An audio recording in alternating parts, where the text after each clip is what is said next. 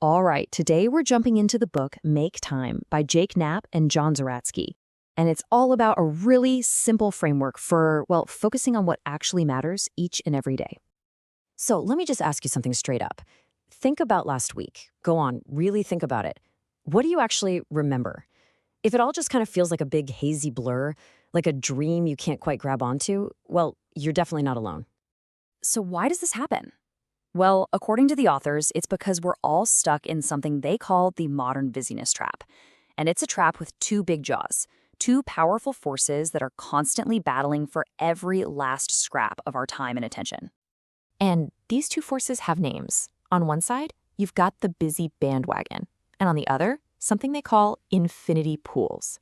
Let's break down what those actually are. Okay, so the busy bandwagon, you know exactly what this is. It's that cultural pressure, right? The idea that if you're not busy, you're not productive. People wear busy like a badge of honor. I mean, how many times have you had that conversation? Hey, how's it going? Oh man, so busy. So what do? We jump right on that bandwagon, packing our days with emails and meetings, basically just reacting to everything, just trying to feel like we're keeping up. And then, what happens when we finally get a second to breathe, to step off that busy bandwagon? That's when the infinity pools are just waiting.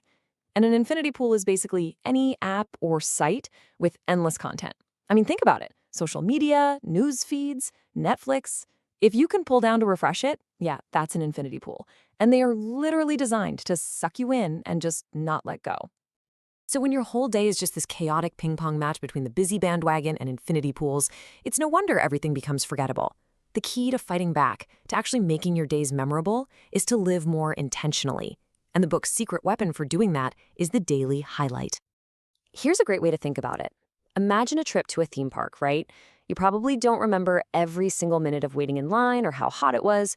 What you do remember, years later, is that one peak moment. Maybe it was getting completely soaked on a water ride with your family. See, we don't remember the whole day, we just remember the peaks. And that is the whole idea right there. You can answer 100 emails, you can run 20 errands, but if there's no peak moment, no big win for the day, that day is just gonna fade into the background with all the others.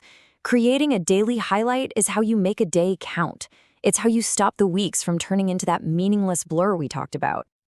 Okay, so that sounds great, but how in the world do you pick just one highlight when you've got a million things to do?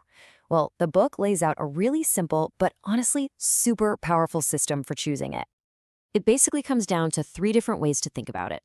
First, there's urgency. Ask yourself, what's the most pressing thing I absolutely have to do today? Then there's satisfaction.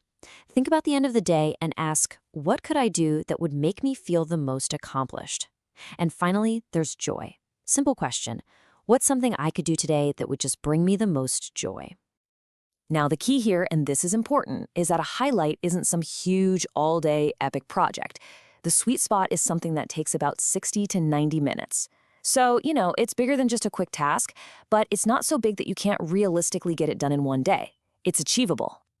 And actually, setting your highlight is super simple. It's a 4-step process. First, just brainstorm a quick might-do list. Second, pick one, just one highlight for the day. Third, write it down somewhere you can't miss it, like a sticky note on your monitor.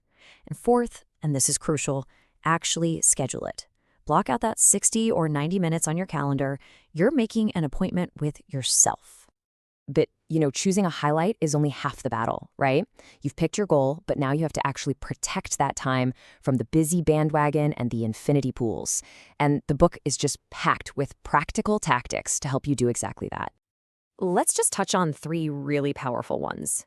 There's send-only email, which is designed to help you break free from the magnetic pull of your inbox. Then you've got near impossible logins, which is all about adding a little bit of friction to stop you from mindlessly opening distracting apps. And one of my favorites, install a kill switch, which sounds dramatic, but it just lets you automatically cut off your internet connection to reclaim your evenings. Let's take a closer look at that near impossible logins one. It's a great example of fighting back against technology that's just too easy to use. So, step 1, delete the really distracting apps off your phone. Just get them off there. Force yourself to use a computer. Step 2, change your password to something crazy long and random and let a password manager remember it for you. And step 3, Log out every single time, and don't let your browser save the password. See? All that tiny little bit of effort, that friction, it creates this crucial pause, a little moment where you can ask yourself, wait, is this really what I want to be doing right now? So, okay, let's pull all of this together. What's the big idea here? It's not about becoming some kind of productivity robot or just cramming more stuff into your day. Not at all. It's about a fundamental shift in how you see your time. It's about making your days count on purpose. It really boils down to this simple daily cycle. You choose one highlight, that single thing that will make your day feel like a win. Then you use these clever tactics to defend your time and your focus so you can actually do it. It's just a simple, repeatable loop for living with more intention. And the best part, you can start this, right now. Don't get overwhelmed thinking about your whole life. Just think about tomorrow. What is the one thing, whether it's urgent, satisfying, or just plain joyful, what's the one thing that will make your day feel worthwhile?